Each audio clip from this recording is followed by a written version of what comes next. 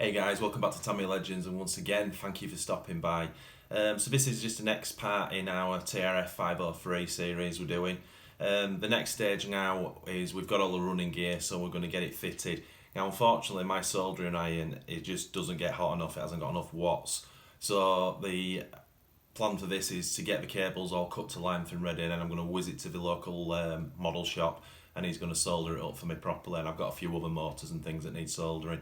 So I've got to get it in position and cut to length. Just take the shell off. So the first thing we've got to do now is get the Lexan sides on it, that with the Velcro, which holds the body down as well, but gives it makes it dust proof, I guess. So we've got to get those on, and then we'll see how much room we've got to mess with. So let's get cracking. Right, that's the Lexan sides on with the battery supports on either side. I did notice that this tray was supposed to come all the way around and screw down here, but these sides have been cut possibly because it's carbon chassis. So I've used double-sided tape in there, which has got a really good grip. We've got the motor in, and there's no room whatsoever. I'm thinking this is the best angle. Now I actually thought when you put your two bolts through for the motor, it'd be a kind of adjustable to get your mesh right, but it doesn't seem to be. So it's got an 18 tooth pinion. This is what the car came with, and it's got a 91 tooth spur on. So obviously it was set up for that. So I've just bolted it down to that and obviously angled these connectors. It feels okay. I mean, I don't know what it's supposed to feel like, but it's, I don't know about that noise. Seems okay. Guess we'll have to leave it at that for now. So next job now is to get the speedo in, and this is an absolute bloody nightmare. There is no room for cables whatsoever. So I've had a little play with it, and I'm going to stick this down now. I'm going to stick the power caps to the side of the speedo, and they'll sit underneath the motor. I've got a place for the switch and the receiver wire to go through in the middle, and I'll put a tie wrap on top of this carbon, and that'll keep those two out of the way. But let's just get to that stage and see what happens. Well, I can safely say I've never worked on anything like this in my life. Even when I was doing one-temp touring car back in the day, wire space was at a premium, but nothing like this thing. So if I zoom in, so you can see I put the booster caps there, double-sided tape to the speedo, and they're fitting underneath the motor. They're not touching the motor, which is cool. I'll zoom back out.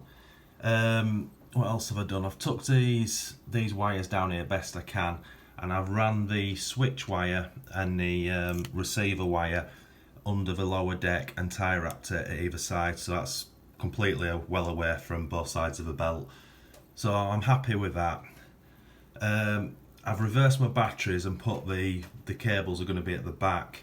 So when I go to the hobby store, I'm going to see if he can make me, with these connectors, these gold bullet connectors or whatever it's called, if he can make me the black negative that just goes across, and then we'll cut these to length. So we just plug them directly in, and we'll use the loom we got with the Lipos to discharge only. So that should be pretty neat if I can get that done. And I've just put the connectors on the motor, and obviously we've hardly got anything, so I'm going to start cutting these to size, but that's basically going to go like that. God, there's no room, but I'm kind of wary of cutting them without putting the body on, because I need to make sure that that's not going to get in the way of the body. But what else can you do?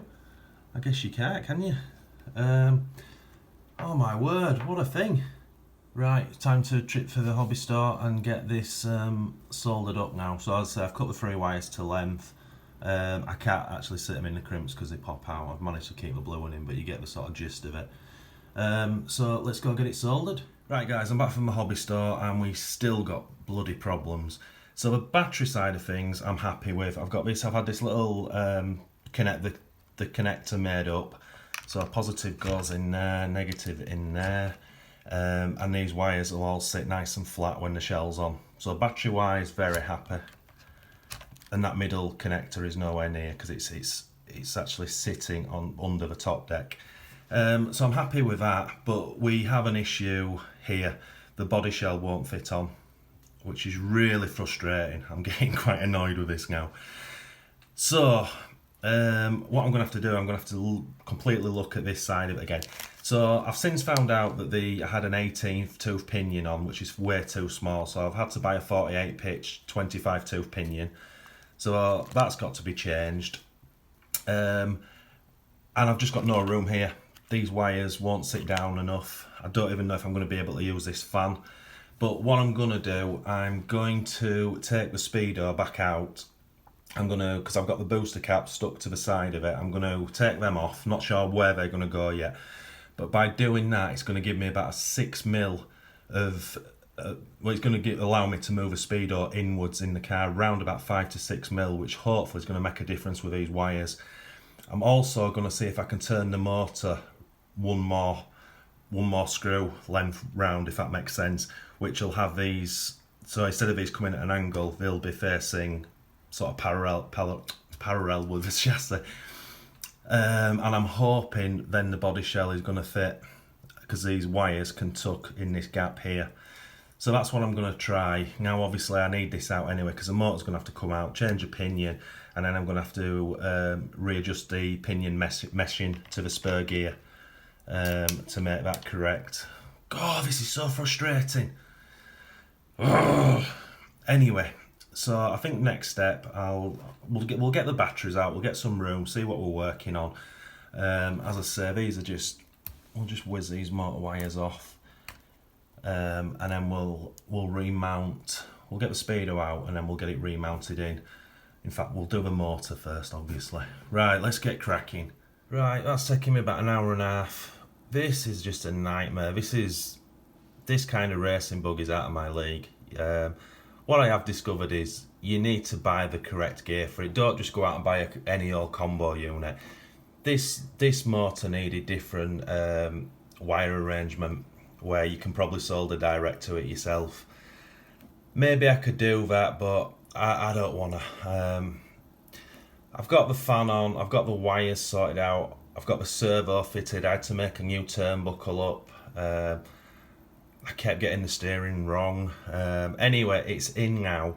What I'll just quickly do, connect to battery. I've got to be careful because these Lipos, sorry, are not charged. I'll just show you it all working. Right, so transmitter on, switches down. Where's the switch? It's here. I'll be quiet because it gets quite noisy because we've now got two fans running. Where are we? So that's both fans working, this one as well for the motor. Just zoom out. So now we've got steering,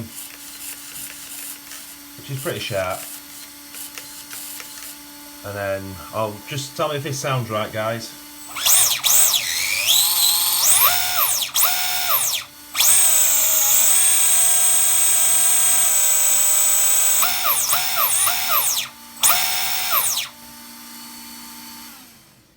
Certainly got some oomph. So I think next stage is, let me just disconnect these batteries. I think next stage is to get these Lipos charged up properly, so I don't run the risk of wrecking them. I've also put the sensor lead in, but there's been no programming done. The body shell just doesn't fit. It's just always going to be raised over here, which has really peed me off because it damages there as well. It's taking paint off. So I'm going to put a little bit of tape over to stop that, but nevertheless this is not going to fit properly with that motor, which I'm pretty gutted about, to be honest. It's all my own fault. I should have done more research on it, but I didn't. So let's get the batteries charged and then we'll go from there. Well guys, I made a massive error. I took the car outside just to give it a quick blast, just to make sure there were no nasty noises. I think the Lipo was about 80% charged, and I ran the car and I got a little bit carried away and it started to die. I don't use a Lipo alarm, which I should do. I came to connect the batteries up this morning and for about, I don't know, 30-40 seconds the charger was really struggling to recognise it. But anyway, I read some sort of stuff on what to do.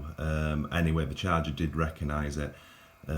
So I've brought the ampage charging rate down to 3 amps as opposed to 5.1, and I'm just keeping an eye on it.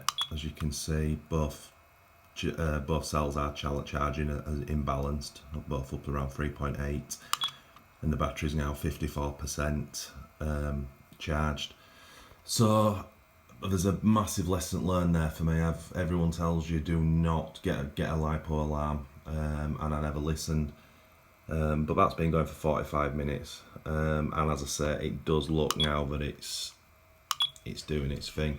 So let's make sure we get a full charge in that. Right, good news, the batteries are okay. I did a few discharge charge cycles yesterday, and the batteries seem to be fine.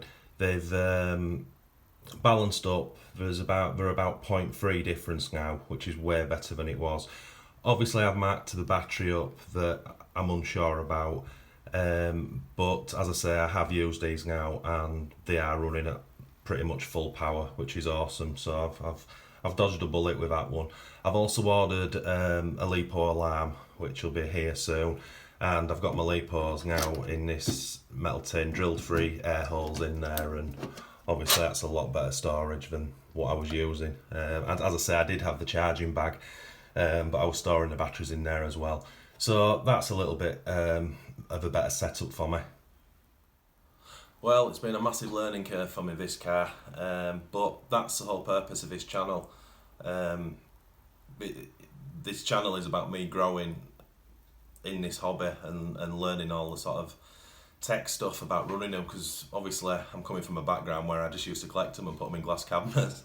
So as I say, it's a steep learning curve and I make a lot of mistakes, but you know, it's all real, so it is what it is, I guess.